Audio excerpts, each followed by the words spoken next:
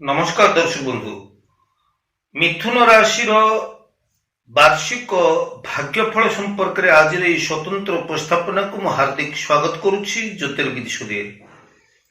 प्रिय मिथुन राशि व्यक्ति विशेष आपणकर 2024 मसीहाटी केमिति कटिबो। आमे 2023 मसीहारे अनेक तिक्त अनुभूति अनेक मधुर स्मृति को पाथेय करी आसी 2024 मसीहा नुआ वर्ष रे पाद देइछे। तेणु एई परिप्रेक्षी रे आपण मानकर भाग्य भविष्य संपर्क रे जानिबार जो आग्रह सेथिपई मु नै आसीची आजिर एई भाग्यफल 2024 मिथुन राशि पई। तेबे दर्शक बंधु, मिथुन राशि कथा जदि हमें विचार को नबा, ग्रह अवस्थिति को जदि हमें विचार को नबा, ताहले बृहस्पति आपणकर एकादश भाव रहउथिला बेले, शनि आपणकर नवम रे, राहु दशम रे, केतु चतुर्थ रे रहिचंती। तेणु एई परिप्रेक्षी रे ग्रह मानकर एतादृश गोचरीय भ्रमणर अवस्थिति को विचार को नेले आपणकर कर्म क्षेत्र कथा ए वर्ष आपण भाग्यवान हेबे। भगवान जेमती आपण को सतेबा कहउचंती तुमर कोन दरकार कुह मु सब किछ तुमको देवी। तेबे दर्शक बंधु, एठी शर्त होउची मो विचार रे जे ए वर्ष आपण आलस्यता छाड़ी जदि निष्ठापर भाव रे कर्म करंती ताहले पद प्रतिष्ठा मर्यादा मान सम्मान सब क्षेत्र रे आपण निजर भाग्य को उज्जवलमय करि पारिबे। तेणु बहु आशा एवं संभावना पूर्ण वर्ष हे आसुची आपणकर 2024 मसीहाटी आपण अनेक किछि प्रगति करि पारिबे। तेबे दर्शक बंधु, ए वर्ष आपणकर अनेक दिन आशा आकांक्षा पूर्ण हबो। आपणकर ए वर्ष भाग्य उज्जवलमय हबो, पदोन्नति हबो, कर्म क्षेत्र रे आपण प्रत्येक क्षेत्र रे निश्चित भाव रे सफलता अर्जन करिवे। दर्शक बंधु, जदि आपणकर पारिवारिक दाम्पत्य जीवन कथा को लक्ष्य करिबा ताहले ए वर्षटी आपणकर पारिवारिक दाम्पत्य जीवन क्षेत्र रे टिके शुभ फल आपण प्राप्त हेबे नाही। ए वर्ष आपणकर पारिवारिक दाम्पत्य जीवन रे सहयोग समन्वयर अभाव हेतु अशांति, आपणकर दाम्पत्य जीवन रे बुझामणार अभाव देखा जाई पारे। तेणु आपणकर दाम्पत्य जीवन भितरे बा पारिवारिक जीवन भितरे आपण तृतीय पक्ष काहाको हस्तक्षेप करबा पई दियंतु नाही। आसंतु जानिबा आपणकर आर्थिक दिग। तेबे दर्शक बंधु, कथा प्रवाह को आगु को नहीं चलिबा पूर्वरु मु आपण मन को अनुरोध करिया चाहिबी, जदि मोर ज्योतिष वास्तु एवं धर्म विषय के ऐतिहासिक चैनल आपण को भलो लागुची ताले निश्चित भाव रे आपण मोर वीडियो को नुआ करी देखुतले सब्सक्राइब करिवे, लाइक करिवे एवं शेयर मध्य करिवे।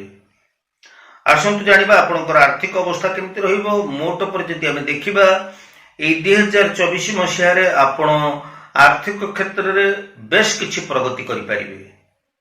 वाणिज्य व्यवसाय क्षेत्र आपणकर चाकरी वृत्ति रे पदोन्नति हेतु बा आपणकर वेतन वृद्धि हेतु आपण निश्चित भाव रे ए वर्ष आर्थिक दिगरु स्वच्छलता को अनुभव करिवे एवं आर्थिक मामला रे ए वर्ष आपण उपकृत हवा सहित किछि धन मध्ये संचय करिया पई समर्थ होई पारिबे।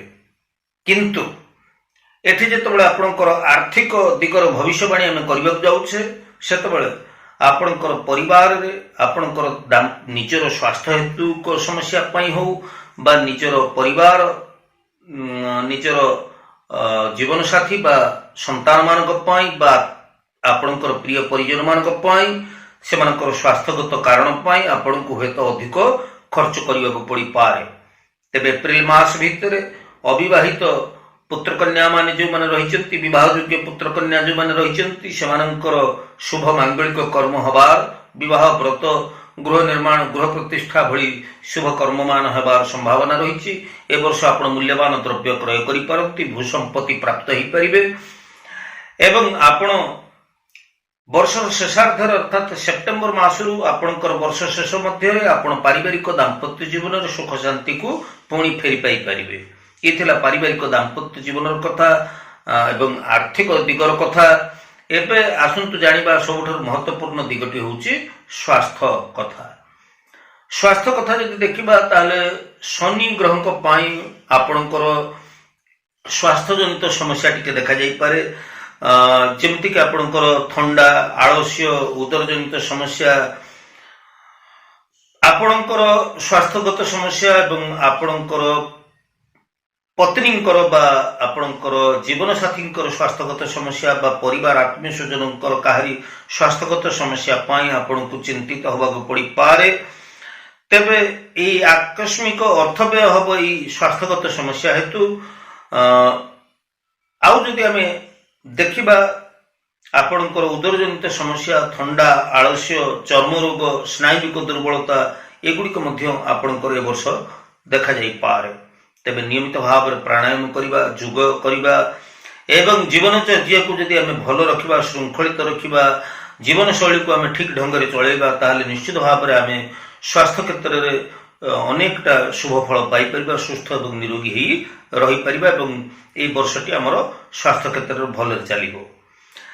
ଶିକ୍ଷାର୍ଥୀମାନଙ୍କ କଥା ଯଦି ଦେଖିବା, ଶିକ୍ଷାର୍ଥୀମାନେ ଚଞ୍ଚଳ ମନା ହେଉଥିଲେ ଏ ବର୍ଷ ପାଠ ପଢ଼ାରେ ଭଲ କରିବେ, ଭଲ ପରୀକ୍ଷାରେ ଭଲ ନମ୍ବର ରଖି ଉତ୍ତୀର୍ଣ୍ଣ ହେବେ ଏବଂ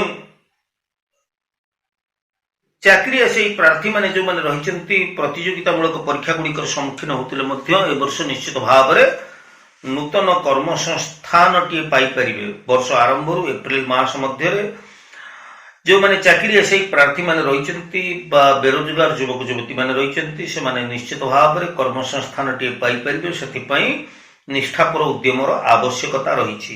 କାରଣ ମୁଁ ଆପଣଙ୍କୁ ପ୍ରଥମରୁ କହିଛି ଯେ ବର୍ଷ ଆଳସ୍ୟତାକୁ ପରିତ୍ୟାଗ କରି ଯଦି ନିଷ୍ଠାପର ଭାବରେ ଆପଣ କର୍ମ କରନ୍ତି ତାହେଲେ କର୍ମରେ ଆପଣଙ୍କୁ ପ୍ରତ୍ୟେକ କର୍ମରେ ଆପଣଙ୍କୁ ସଫଳତା ମିଳିବ ହିଁ ମିଳିବ।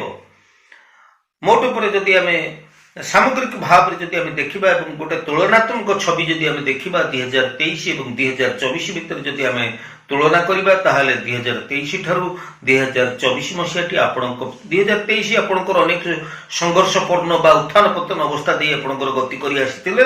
ଏବେ ଆପଣ 2024ରେ ପାଦ ଦେଉଛନ୍ତି। ଏଇ 2024 ମସିହାଟି ନିଶ୍ଚିତ ଭାବରେ ଆପଣଙ୍କର ଭାଗ୍ୟ କ୍ଷେତ୍ରରେ ଆପଣଙ୍କୁ ଭାଗ୍ୟକୁ ଉଜ୍ଜଳମୟ କରିପାରିବ। ତେବେ ଏ ବର୍ଷ ଆପଣ ସୁଖ ସମୃଦ୍ଧିପୂର୍ଣ୍ଣ ବର୍ଷ ହେଇକିରି ଆସୁଛି। ଏଇ ବର୍ଷଟି ବିଭିନ୍ନ କ୍ଷେତ୍ରରେ ଆପଣ ସୁଖ ସମୃଦ୍ଧିକୁ ପ୍ରାପ୍ତ ହେଇପାରିବେ। ଆଳସ୍ୟତା ଛାଡ଼ି ଆପଣ ନିଷ୍ଠାପର ଭାବରେ କର୍ମ କରନ୍ତୁ। ସଫଳତା ବା ସୁଫଳ ଆପଣଙ୍କର ପାଦ ଚୁମ୍ବନ କରିବ। ତେବେ ଦର୍ଶକ ବନ୍ଧୁ, ଆଜିର ଏହି ଉପସ୍ଥାପନାଟି ଆପଣଙ୍କୁ କେମିତି ଲାଗିଲା? ଆପଣଙ୍କର ସୁଚିନ୍ତିତ ମତାମତ ଅପେକ୍ଷାରେ ଆଜି ତ ସମୟ ହେଇଯାଇଛି। ନିୟମିତ ଭାବରେ ଦେଖୁଥାନ୍ତୁ ମୋର ୟୁଟ୍ୟୁବ ଚ୍ୟାନେଲକୁ। ଯଦି ମୋର ଚ୍ୟାନେଲ ଆପଣଙ୍କୁ ଭଲ ଲାଗୁଛି ନିଶ୍ଚିତ ଭାବରେ ନୂଆ କରି ଦେଖୁଥିଲେ ଆପଣ ସବସ୍କ୍ରାଇବ୍ ଟି କରନ୍ତୁ, ଲାଇକ୍ କରନ୍ତୁ ଏବଂ ସେୟାର ମଧ୍ୟ କରନ୍ତୁ। ପୁଣି ଆମେ ପରବର୍ତ୍ତୀ ଅଧ୍ୟାୟରେ ଦେଖା ହେବା। ସେ ପର୍ଯ୍ୟନ୍ତ ମୁଁ ବିଦାୟ ନେଉଛି। ଜ୍ୟୋତିର୍ବିଦ ସୁଧୀର। ଜୟ ଜଗନ୍ନାଥ।